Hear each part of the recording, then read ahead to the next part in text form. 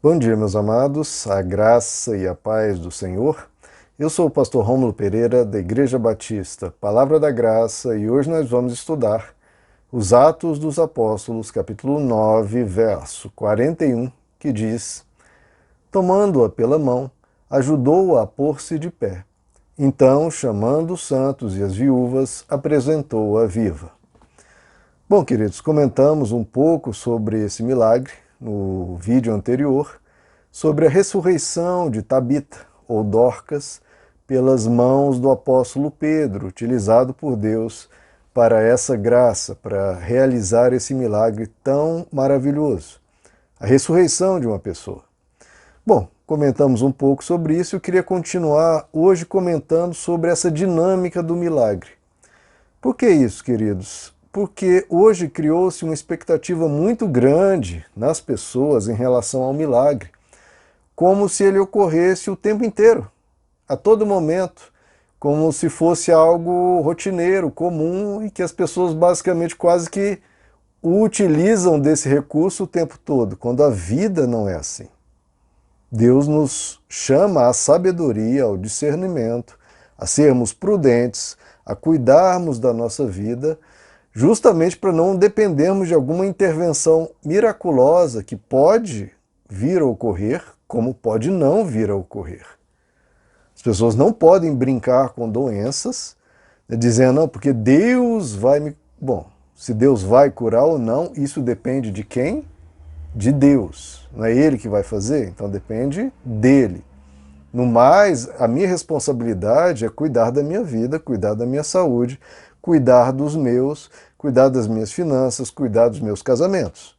Levar a vida de uma forma negligente e irresponsável para depois jogar nas costas de Deus a responsabilidade por resolver um problema que eu fiquei criando contra mim mesmo e contra os meus, isso é um absurdo, queridos.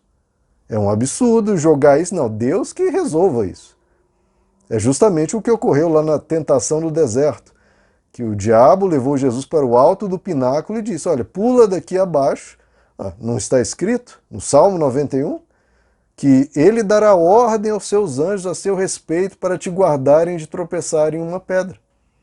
Então veja, o diabo citou, olha, Deus realiza milagres, Jesus. Não realiza? Você não acredita? Você não crê? Deus realiza milagres. Então, se jogue aqui debaixo, porque Deus é obrigado a te resgatar, a te salvar, a te libertar, a te curar, te ajudar. O que Jesus disse? Sim, mas também está escrito, não tentarás o Senhor teu Deus. Então não é porque Deus realiza milagres que nós vamos brincar com a nossa vida, jogando depois nas costas de Deus, dizendo que é obrigação dele resolver o problema que nós criamos. Não faça isso. Isso é tentar a Deus. Porque veja só, que ocorreu a ressurreição de Tabita, sim, mas quantos morreram antes dela, quantos morreram depois dela e não foram ressuscitados? Inúmeros. Não é nem a maioria, é todos menos ela e outro que o apóstolo Paulo ressuscitou. Então, veja só, como é ilusório você criar uma expectativa, ou inclusive ser pregado que Deus vai realizar milagre o tempo todo, a qualquer momento, sempre que nós exigirmos, demandarmos ou decretarmos. Isso é falso, isso é errado. Ora, o próprio Jesus disse, ora, Elias foi enviado a uma viúva de Sarepta, na região de Sidom. Agora, quantas outras viúvas havia em Israel? Centenas de viúvas, talvez uma quantidade muito grande, mas apenas uma foi beneficiada com um milagre. Jesus continua, olha, e no tempo de Eliseu, quantos leprosos haviam em Israel e apenas um, Naamã, o sírio, foi beneficiado com um milagre. Dezenas de leprosos, um foi. Então veja, Deus pode realizar um milagre, e ele realiza. Mas quando, como, com quem ele quiser, é ele que realiza, queridos.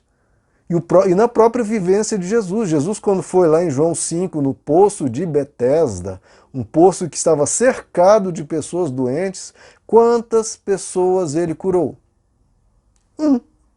O paralítico lá de Betesda, Claro que Jesus realizou uma quantidade muito grande de milagres, até porque ele era o Messias, ele era o Filho de Deus, é o Salvador do mundo, ele tinha que demonstrar isso, tinha que mostrar isso, então ele realizou uma quantidade imensa de milagres. E ele vai continuar executando milagres ao longo de toda a história. E só isso não pode ser algo exigido, demandado e com expectativa, como se Deus fosse obrigado. Porque veja só, quando ocorre um milagre e a pessoa tem essa percepção, essa compreensão de que Deus é obrigado, o que acontece? Ocorreu um milagre, glória a Deus, mas isso era a obrigação de Deus, ele tinha que fazer. Agora, diferente daquele que entende o milagre como extraordinário, ele responde com uma imensa gratidão, com uma imensa alegria. Glória a Deus, que bom que Deus teve essa misericórdia de nós. Agora, quando não ocorre o milagre, que como já explicamos, é muitas vezes, a maioria das vezes, a gente não sabe, pode ocorrer, pode não ocorrer, mas muitas vezes não ocorre. Pelo menos não o que a gente espera. Não o que a vontade humana, o que a gente entende que talvez devesse ocorrer. Se não ocorre, aquela pessoa que já tem essa percepção de milagres estão de acordo com a sabedoria, discernimento, soberania de Deus, bom, a pessoa diz, bom, infelizmente não ocorreu, mas a vida deve prosseguir, vou continuar seguindo ao meu Deus, porque ele realiza os milagres dele ao longo da minha vida, como já executou no passado, vai realizar outras vezes. Não foi dessa vez. Agora, a pessoa que tem aquela exigência do milagre, não ocorreu, o que a pessoa diz? Bom, ela se revolta, ela se indigna contra Deus, diz que Deus não a ama, ou se culpa, se achando que estava em pecado, ou perde a fé. Deus não existe, isso é tudo conversa, isso é tudo balela. E por isso hoje temos uma massa de desviados, de pessoas que não creem mais em Deus, porque lhes foi pregado algo falso, que milagres vão acontecer o tempo todo, a qualquer momento, a cada comando de um ser humano. Quando o que o Evangelho nos ensina é: seja feita a tua vontade, assim na terra como no céu. É a vontade de Deus, não a nossa. Olha a diferença. Quando Jó perdeu tudo, o que ele disse? Deus deu, Deus tirou. Louvado seja o nome do Senhor. Isso diante de uma perda imensa. Agora, os cristãos, quando não recebem, não é que estão perdendo, quando não recebem algo, eles se indignam. Poucos chegam ao ponto de dizer, bom, infelizmente não recebi, louvado seja o nome do Senhor. Então não há uma gratidão, há uma ingratidão, uma revolta, uma indisposição e muitas vezes um combate até, depois, tão indignado que a pessoa fica, que ela combate a fé cristã, porque se achou enganado, porque foi enganado, não segundo o Evangelho, mas segundo o que se prega por aí. Agora, que a gente entenda, queridos, mas você fala, mas pastor Rômulo, eu leio aqui na Bíblia, olha, um milagre, outro milagre, outro milagre, outro milagre, mas meu irmão, entre uma página e outra da Bíblia, se passaram quanto tempo? Se passou um ano, se passaram 5 anos, 10 anos, às vezes 100 anos se passaram entre uma página e outra. Então tem esse entendimento, queridos, esses milagres são extraordinários. E aconteceu numa região, passam-se 5 anos e ocorre em outra região lá longe. Então o milagre é uma intervenção de Deus no mundo natural que ocorre, Deus faz, mas não vai ser algo rotineiro o tempo todo, até porque a nossa vida não pode ser baseada nisso. A nossa vida tem que ser vivida de forma natural, de forma sábia, de forma cuidadosa, e Deus intervém quando realmente é da vontade dele, quando ele entende que isso é o certo e quando nós não temos alternativas. A gente sempre deve orar, sempre colocar a fé nele, clamar a ele por misericórdia, pedir a ajuda dele. Agora, se não ocorrer, a gente simplesmente se entrega nas mãos dele, confia nele e prossegue. A gente prossegue. Por quê? Porque ele vai realizar outros milagres. Se não foi esse, se não foi aquele outro, vai realizar outros segundo a sabedoria dele. Então entenda essa dinâmica do milagre. Não se poste diante de Deus com exigências, com demandas, porque senão, meu irmão, já te adianto, você vai perder sua fé já já. Porque isso não é a fé do Evangelho, é algo que você tem que perder. Porque Deus não vai se submeter às suas ordens, aos seus caprichos, por mais que possa ser, né, digamos, algo esperado. Tá? Tem uma pessoa doente, tem uma pessoa sofrendo, uma dificuldade muito grande. Mas estamos num mundo caído, queridos. Estamos num mundo de maldade.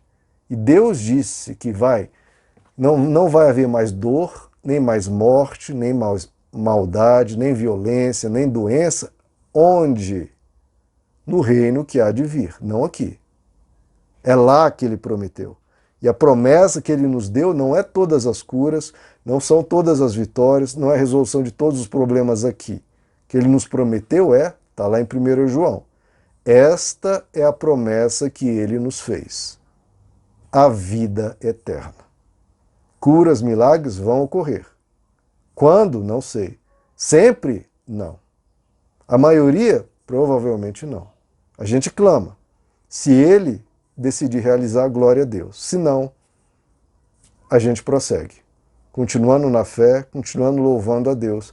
Porque a nossa vida com ele não está atrelada ao que ele vai nos servir.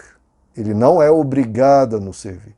Nós servimos a ele e ele cuida de nós conforme ele conhece e sabe que deve fazer.